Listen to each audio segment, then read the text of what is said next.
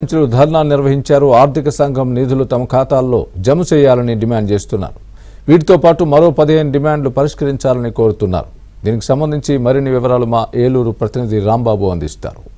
రాంబాబు, తమ డిమాండ్లు పరిష్కరించాలని కోరుతూ రాష్ట్ర వ్యాప్తంగా సర్పంచులు అయితే ఆందోళన దిగారు. దానిలో భాగంగా ఈ రోజు రాష్ట్ర వ్యాప్తంగా సర్పంచులు నిరసన దీక్ష చేపట్టారు. ఆ విధంగానే ఏలూరు కలెక్టరేట్ దగ్గర ఉమ్మడి పశ్చిమ గోదావరి జిల్లా వ్యాప్తంగా సర్పంచులు నిరసన దీక్ష చేస్తున్నారు. చూస్తున్నాం మనం ఇక్కడ వాళ్ళైతే దీక్ష చేపట్టారు. ప్రధానంగా వీళ్ళు 16 డిమాండ్లు అయితే చెప్తున్నారు. వాటిలో ప్రధానంగా 14 సంఘం, అదే 14 ఆర్థిక సంఘం, 15 ఆర్థిక సంఘం నిధులు సర్పంచుల ఖాతాలో జమ చేయాలని చెప్తున్నారు. అదేవిధంగా సచివాలయ వ్యవస్థలో గ్రామ వ్యవస్థను కూడా విలీనం చేయాలని చెప్పి వీళ్ళు డిమాండ్ చేస్తున్నారు. ఈ నేపథ్యంలోనే నిరసన దీక్ష చేపట్టారు. దీనికి సంబంధించి మాట్లాడడానికి మనతో కొంతమంది సర్పంచులు ఉన్నారు. చెప్పండి, మీరు ఏ విధంగా అసలు ఆందోళన చేసిన పరిస్థితి ఎందుకు వచ్చింది? ఈ 3 సంవత్సరాల్లో కూడా ప్రజలకి ఏమీ చేయలేని పరిస్థితిలో మేము సర్పంచులుగా గెలుపొందాం.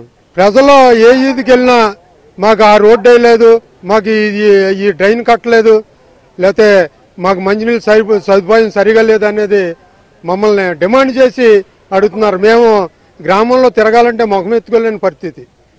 ఎందుకంటే ఈ వైసీపీ ప్రభుత్వం వచ్చాక మా పంచాయతీ నిధుల్ని దొంగలించి మరి ఆ నిధుల్ని మాకు జమ చేయకుండా మేము గ్రామాభివృద్ధికి పోరాడతాకి మా అవకాశం లేకుండా ఈ ప్రభుత్వం చేస్తుంది. ఒక సర్పంచ్ ఇలువ లేదు, ఒక ఏమీ లేదు. ఇంకా సర్పంచ్ తెలియకుండా ప్రతి పని కూడా ఆ వాలంటరీ వ్యవస్థ వాళ్ళే, సచివాలయం వ్యవస్థ వాళ్ళే చేసేస్తున్నారు.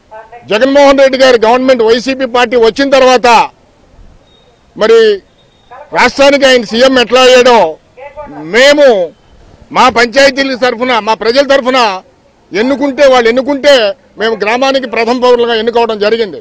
మాకున్నటువంటి విలువలు మరి మీడియా మిత్రులందరికీ కూడా తెలుసు. మరి దిగజారిచ్చిపోయి మా నెత్తి మీద వాలంటీర్లని, సచివాలయ సిబ్బందిని కూర్చోబెట్టి ఇవాళ మమ్మల్ని డమ్మీలుగా చేసి, నిమిత్త మాత్రులుగా చేసి, ఊరికి ఏంటంటే చెక్కుల మీద వాటి మీద సంతకాలు పెట్టడానికి కోసమే మమ్మల్ని ఉపయోగించుకుంటారు తప్ప ఏ ఒక్కది కూడా మా ద్వారా గ్రామ పంచాయతీలో నిధులుంటే ఆ నిధులు ఖర్చు పెట్టడానికి ఎస్టిమేట్ వేయండియా బాబు ఏఈ గారు అంటే ఆయన వేయడు. ఆ ఎస్టిమేట్ కాపీలు, తీర్మానాలు వాళ్ళ దగ్గర 4-5 మాసాలు పెట్టుకుని సెక్రటరీ గారు ఎందుకు వేయట్లేదని అడిగితే మళ్ళీ ఆ సెక్రటరీ గారు వెళ్ళిపోతాడు, మళ్ళీ కొత్త సెక్రటరీ వస్తాడు. ఏమయ్యా ఏంటని అడిగితే ఎమ్మెల్యే గారు మనుషులు వేయొద్దన్నారంటండి, అని చేత మేము వేయలేకపోతున్నాం. మేము ఏం చేయమంటారు? లేబర్ని పెట్టి దీంట్లో ఉన్నటువంటి ఓల్డ్ బిల్డింగ్ లో ఉన్నటువంటి ఫర్నిచర్ దాంట్లో షిఫ్ట్ చేసి దాన్ని ఓపెనింగ్ చేశారు. మీటింగ్కి వెళ్ళినప్పుడు దాంట్లో నేమ్ బోర్డులో సర్పంచ్ని శ్రీమతి అని పెట్టారు. అది యాజ్ గా పెట్టేశారు.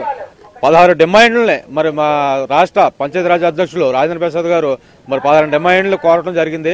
మరి ఆ డిమాండ్లను వెంటనే మీరు ఇప్పుడు ఏదైతే గవర్నమెంట్ ఉందో జగన్మోహన్ రెడ్డి గవర్నమెంట్, ఆ గవర్నమెంట్ని ఆ 16 డిమాండ్లని మరి తీర్చాలని, మరి మేము న్యాయమైన ఏదైతే మా సొంత ఉపయోగాలకు మేమేం అడగట్లేదో, మా సొంత ఖర్చులకు మేము అడగట్లేదు, ఊరు అభివృద్ధికి, గ్రామ అభివృద్ధికి, మరి గ్రామ ప్రజలు మమ్మల్ని ఏ ఆశలు అయితే మరి ఏవైతే ఊరిని అభివృద్ధి చేస్తామని మమ్మల్ని ఎన్నుకున్నారో ఆ అభివృద్ధిగా మేము ఫ్రంట్స్ అడుగుతున్నాం. మరి ఈ ఆటకు కూడా 14 సంఘం నిధులు అరకొరగా అదైనా రాజేంద్ర ప్రసాద్ గారి పోరాట ఫలితంగా కొంతవరకు రిలీజ్ అయినాయి. మరి ఉన్న అమౌంట్ను కూడా వెంటనే రిలీజ్ చేసి మరి ఏదైతే పంచాయతీ సర్పంచుల గ్రామ ప్రజలకి మరి అందుబాటులో తేవాలని కోరుకుంటూ సర్పంచులు చెప్తున్నారు. ప్రధానంగా అయితే వాళ్ళైతే ఆర్థిక సంఘం నిధులు ఏవైతే ఉన్నాయో 14-15 ఆర్థిక సంఘం నిధులు అయితే ఏమన్నాయో వాటిని వెంటనే విడుదల చేయాలని చెప్పి అంటున్నారు.